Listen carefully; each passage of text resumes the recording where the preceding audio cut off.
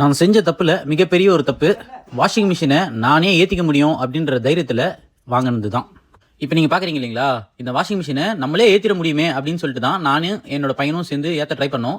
கடைசியில் பார்த்தீங்கன்னா ஒரு லெவலுக்கு மேலே என்னால் தூக்க முடியாமல் அப்படியே லாக் ஆகி நின்றுட்டேங்க. என்ன பண்ணுறதுனே ஒன்றுமே புரியல. கடைசியில் வாஷிங் மிஷினை காலில் போட்டுக்கின்னு கால் அடிபட்டது தான் மிச்சம். சரிப்பா, வாஷிங் மிஷினை கடைசியில் எப்படி தான் ஏற்றினேன் அப்படின்னு கேட்டிங்கன்னா, ஒரு 3500 ஜப்பானியன்னு கேட்டிருந்தாங்க.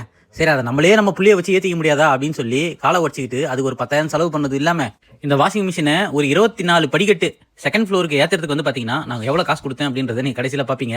இப்போ வந்து பார்த்தீங்கன்னா இங்கே ப்ரொஃபஷனலை கூப்பிட்டு அவங்க வந்து பார்த்தீங்கன்னா இந்த வாஷிங் மிஷினை மேலே லிஃப்ட் பண்ணி நம்மளுக்கு கொடுத்தாங்க. ஒரு வழியாக அந்த 24 படிக்கட்டை மேலே ஏற்றி இந்த வாஷிங் மிஷினை எடுத்துன்னு வந்து செட்டில் பண்ணியாச்சுங்க.